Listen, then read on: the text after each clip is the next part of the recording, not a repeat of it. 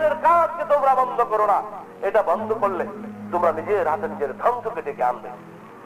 এ হচ্ছে এই আয়াতের ব্যাখ্যা।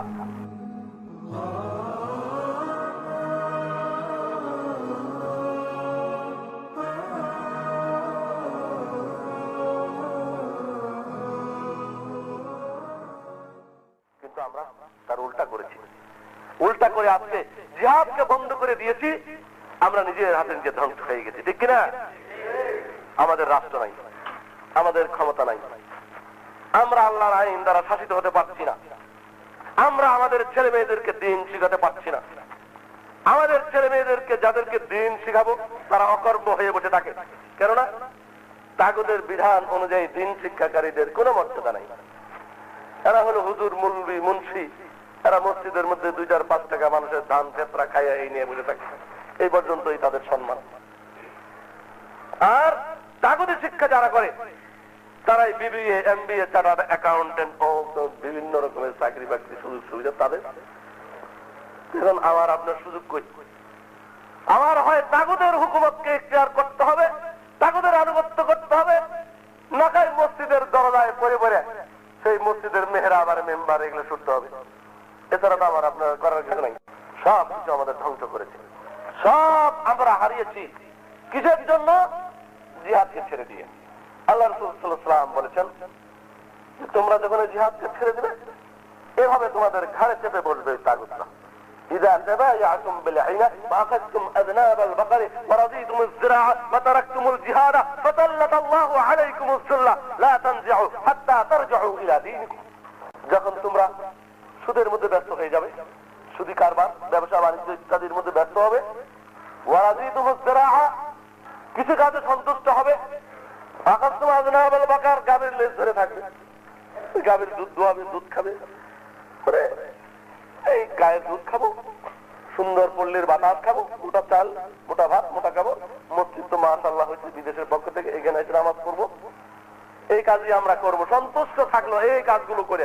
ঝামেলার মধ্যে নাই কে তাগুত আছে, কারা হুকুমত করতেছে, কোন শাসন, স্কুলে কোন নিয়মের বই, কি সিলেবাস, এইসব আমার কোনো কিছুই দেখার দরকার নাই।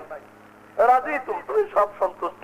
ও তারাকতুমুল জিহাদ, এদের বিরুদ্ধে জিহাদ করা এটা তুমি ছেড়ে দিলে না। ওদের কাজ ওরা করুক, আমার কাজ আমি করি, আল্লাহ রাস্তায় নামাজ পড়ে জান্নাতে চলে যাবো। তখন কি হবে জানো? ফাসাল্লাতাল্লাহু আলাইকুমুজ যুল্লাহ, তোমাদের এই কাজ দেখে আল্লাহ গোসা হয়ে তোমাদের মাথার উপরে অপমানের বোঝাকে চাপিয়ে দিবেন, অন্য জাতিকে তোমাদের উপরে তাসলিত করে দিবেন। তারা তখন এসে তোমাদের উপরে স্টিম রোলার চালাবে। তোমার ঈমান, তোমার আকীদা, তোমার দ্বীন, তোমার শিক্ষা দীক্ষা সমস্ত কিছুকে ধ্বংস করবে।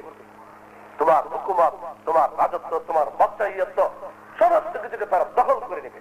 দখল করে নিয়ে ফাসাল্লাতাল্লাহু আলাইকুম যুল্লাহ, ওই অপমান, তাদের অপমানিত, সেই লাঞ্ছিত, সেই অপমানিত, সেই কুলাঙ্গার আইন কানুন শিক্ষা দীক্ষা তোমার উপরে চাপিয়ে দিবে। তোমার মা বোনকে তারা বেইজ্জতি করবে, বেহায়া করে তারা সারা পৃথিবীতে তারা ঘুরে বেড়াবে, তারা অশ্লীল ভাবে জীবন যাপন শিখাবে। তোমার সন্তানদেরকে বাইরে পাঠাতে পারবে না। সন্তান সবসময় কাঁপবে, আমার মেয়েটা কলেজে যাচ্ছে, না জানি কার হাতে পড়ে, আমার ছেলেটা যাচ্ছে কোন দুষ্ট ছেলের পাল্লায় জানি পড়ে। এইরকম অপমানের বোঝা হবে, তুমি অশান্তিতে বিরাজ করবে, তোমার ঈমান নিয়ে তোমার আরামে যে থাকবে এটা আর পারবে না। যখন জিহাদকে ছেড়ে দেবে এই অবস্থা হবে। লা তানজিউ, এই অপমান তোমার মাথার থেকে তুমি সরাতে পারবে না। হাত্তা তারজিউ ইলা দীনিকুম, যতক্ষণ পর্যন্ত তোমার দ্বীনে ফিরে না আসবে। এখানে জিহাদকে দ্বীন বলা হয়েছে, বলো সুবহানাল্লাহ। আই হাত্তা তারজিউ ইলা জিহাদিকুম, আবার তুমি সেই জিহাদের পতাকা আবার যতক্ষণ পর্যন্ত হাতে না নেবে ততক্ষণ পর্যন্ত তোমার এই অপমান তোমার মাথার থেকে আর যাবে না। তাই তো আজকে এই সম্মানিত উপস্থিতি, যারা সুধীজন, যাদের মনের মধ্যে তামান্না রয়েছে, ঈমানের তামান্না রয়েছে, জিহাদের তামান্না রয়েছে, তাদের কাছে আহ্বান, আজকেও যদি আমরা এই অসচেতন থাকি, ভবিষ্যৎ প্রজন্ম যারা আসবে তারা আমাদেরকে লানত করবে, তারা আমাদের বিরুদ্ধে আল্লাহর কাছে ফরিয়াদ করবে।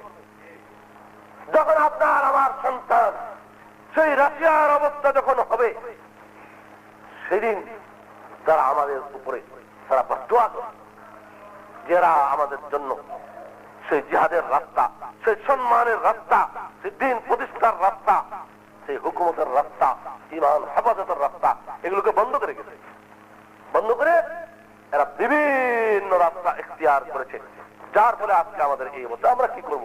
এখন তো আমাদের করার কিছুই নেই, আমাদের সব খারাপ হয়ে গেছে। আমাদের ঈমান নেই, আকীদা নেই, শিক্ষা নাই, কোনো কিছুই আমাদের কাছে নাই, ক্ষমতা নাই, অস্ত্র নাই, শস্ত্র নাই, কিছুই নাই। আমরা এখন কি করব?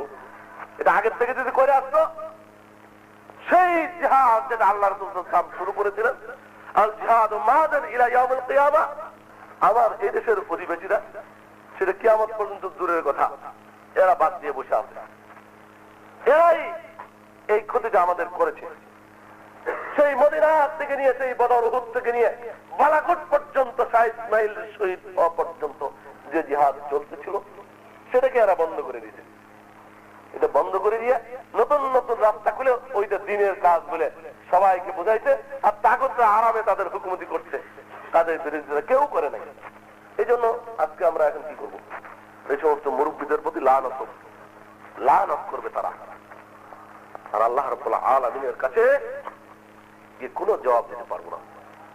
তাই আজকে সচেতন যে সমস্ত ইমামদার, তাদের প্রতি আকুল আবেদন, একটু সচেতন হন, বুঝতে শিখুন, আল্লাহর কিতাব পড়ুন, রাসূলের হাদিস পড়ুন, তরিকা দেখুন, সেই অনুযায়ী কাজ করুন। যদি এখানে শুধু সহিহ কথা বলে থাকি, যদি বিশ্বাস হয় যে কথাগুলো সহিহ, যদি কোরআন গুলো দেখেন না ঠিকই আছে, যদি হাদিস গুলো দেখেন যদি ঠিকই আছে, তাহলে আল্লাহর ওয়াস্তে এই কাজগুলো গ্রহণ করবেন, নিজের স্বার্থে, জাতির স্বার্থে,